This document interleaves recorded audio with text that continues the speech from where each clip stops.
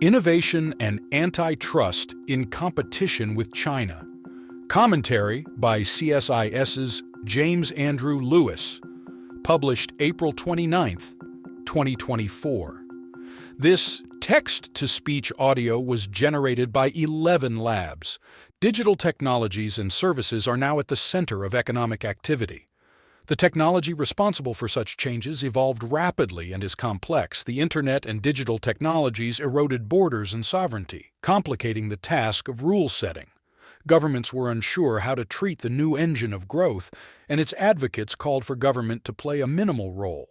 The result was a degree of governmental paralysis. From the start, technology was lightly regulated, and this no-regulation approach continued even as technology grew in importance. But the appeal of light-touch tech regulation ended some years ago, and big tech now faces a wave of rulemaking. The problems that call for regulation are protecting competition and privacy. There are clear anti-competitive practices. When a company can charge fees without facing market pressure on prices, there is harm. Competition is hampered by self-preferencing, as when a software company directs users to its unpopular search engine and not others.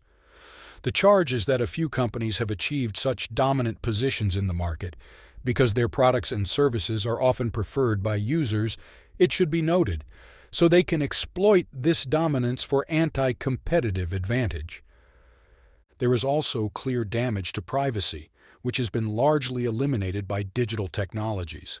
The business model of the Internet is for its users to trade their data in exchange for online services.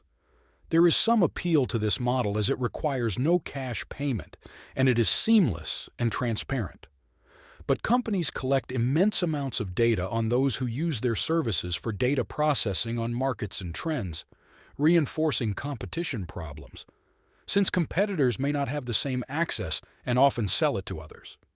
Users have no idea what is being collected, how it is being used, or who has access to it.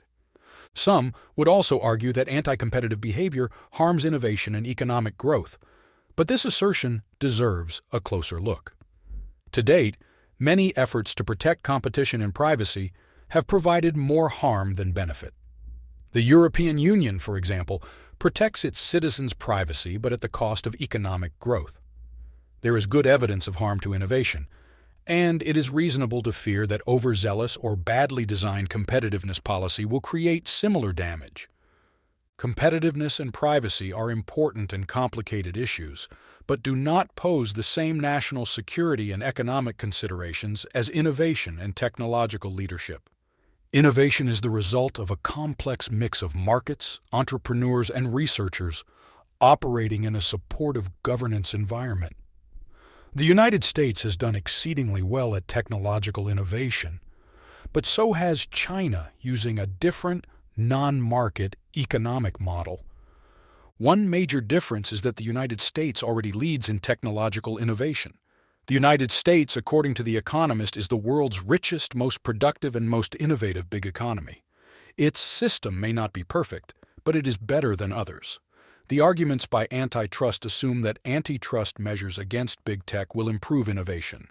This assertion remains hypothetical, since evidence of harm is lacking, and the risk of damage from applying conventional remedies to an already effective system is considerable. The counterargument is that the lack of competition harms the ability of the United States to innovate. But this harm is smaller than the harm that slows innovation in China and the European Union. Second, U.S. success in a politico-military competition with authoritarian states is by no means assured. China, using a variety of techniques, some licit, others not, seeks to dominate technology and the global economy, while the United States is still leading in innovation. Adopting the wrong policies can end its lead.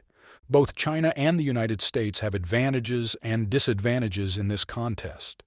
China's increasingly stultifying political environment and its fraying relations with other leading economies are handicaps, but China remains an immensely attractive market for international companies, has a talented labor pool. Its government is focused on using technology to gain strategic advantage and is not shy about using subsidies and espionage to gain commercial advantage. Chinese technology is increasingly competitive. China's leader, Xi Jinping, is committed to restoring China to what he considers its rightful place at the center of the world stage. Soon after China's World Trade Organization (WTO) entry in 2020, Chinese firms, supported by their government, sought to take dominant positions in key industries.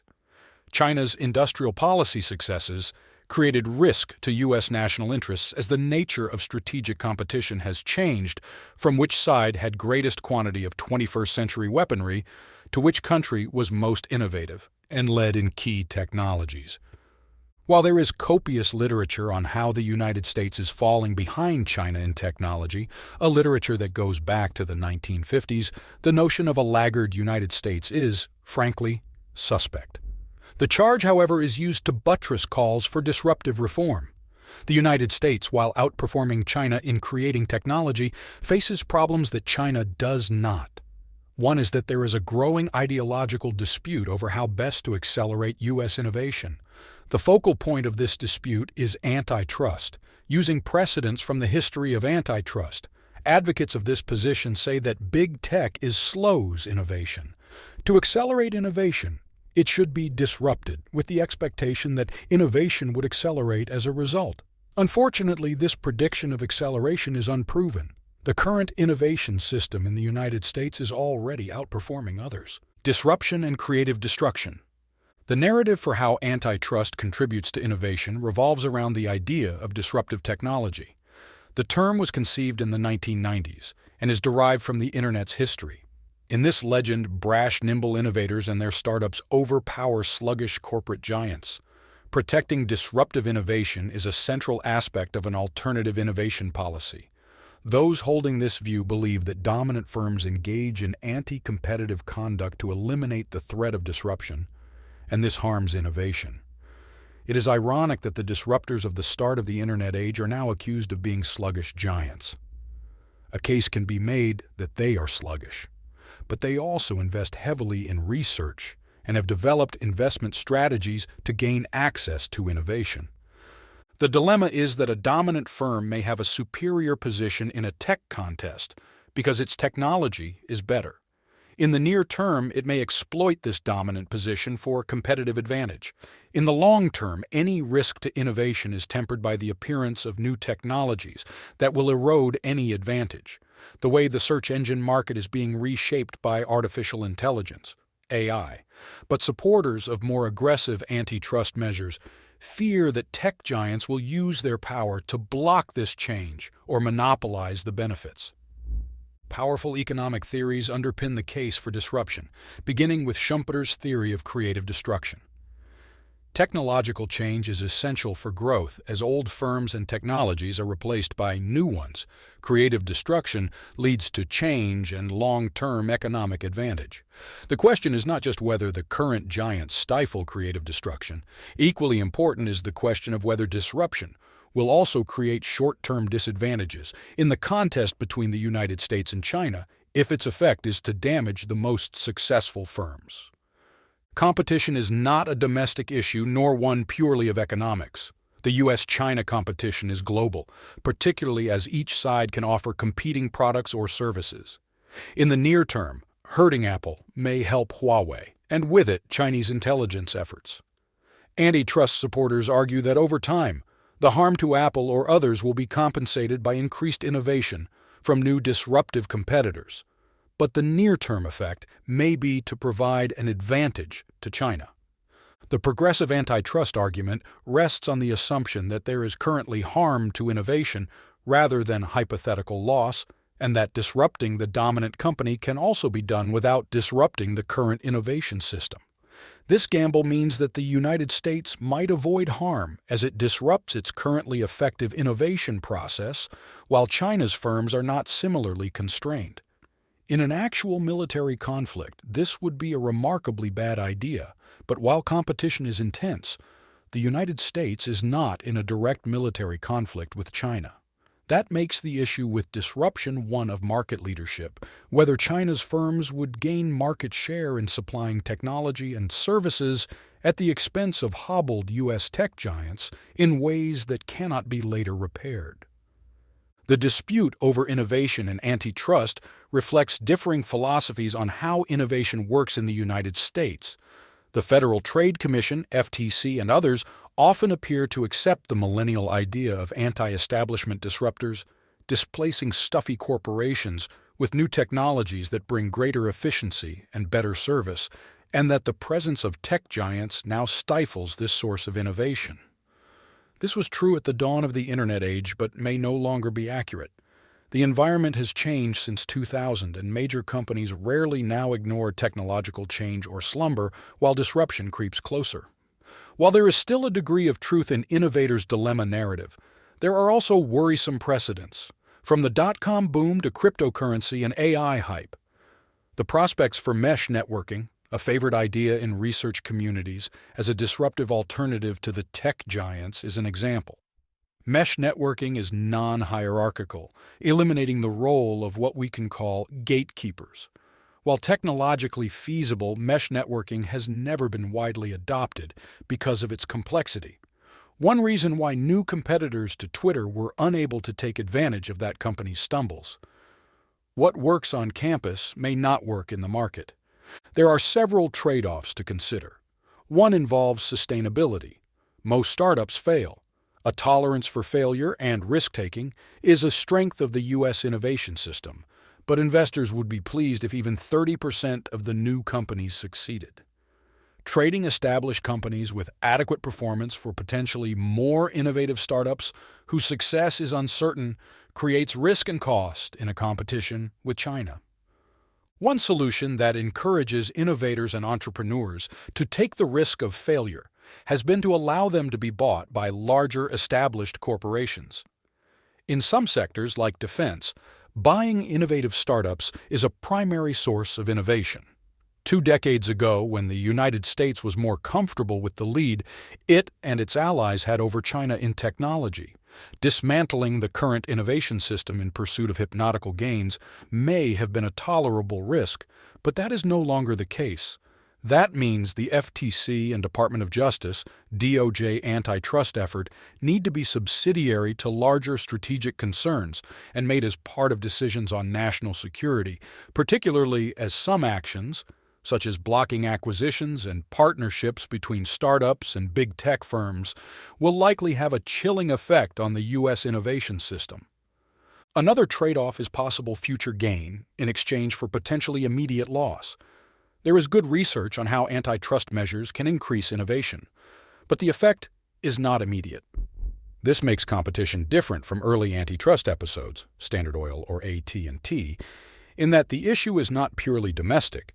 The United States cases an aggressive competitor, and there is risk that in the time it would for the U.S. innovation system to recover from antitrust action, China would pull irreversibly ahead. This kind of irreversible loss of position has been an element of industrial competition among great powers since the 1900s and must be avoided. A powerful counterpoint to antitrust measures can be found in the actions of the European Commission. Europe, despite strong research capabilities and an energetic, if often frustrated, entrepreneurial culture, is not an innovation powerhouse and lags far behind the United States and China. The FTC and DOJ have worked with the European Commission in developing antitrust policies and regulations, but an attempt to align or transplant Brussels' regulatory culture to the United States creates a significant risk of damage to U.S. national security and the ability to innovate and create new technologies while providing an advantage to China. The United States must decide if it is willing to take a large gamble, that reassembling its innovation machine during an international competition can be done without loss. Acting against harm to privacy or ending self-preferencing are essential, but discounting the contest with China, as many antitrust initiatives seem to do, or arguing that any risk to innovation can be compensated in a timely fashion by the unproven benefits of disrupting tech giants may reflect a degree of hubris. U.S. foreign policy has been scarred in this century by hubris. There may be a similar degree of hubris in our approach to tech competition with China and antitrust. The argument that there is some set of changes that promise hypothetical improvements, and that Disrupting the successful U.S. innovation machine in mid-race can be done without risk, and the current politico-military contest is quite a gamble. The antitrust question is not simply one for lawyers and businesses. It is now over industrial policy and national security, and these should take priority. The central question is whether the United States needs national champions for a military competition with China, or conversely, whether it should harm any de facto national champions during that contest. The answer to the latter question is clearly no. A strong case can be made that de facto national champions do not give other nations an advantage in competing to innovate. If one assumed, optimistically, that there is ample time to dawdle in this contest with China, Russia, Iran, and others, antitrust advocates might have a point. But if one assumes that the risk of great power conflict is greater than it has been in decades, now is not the time for an experiment in legal theory. If predictions of peak China have any merit, and if the United States can avoid a clash in the years it will take China under Xi to decline, it can later afford testing antitrust policy some years from now, but not at the moment. For more analysis, visit csis.org.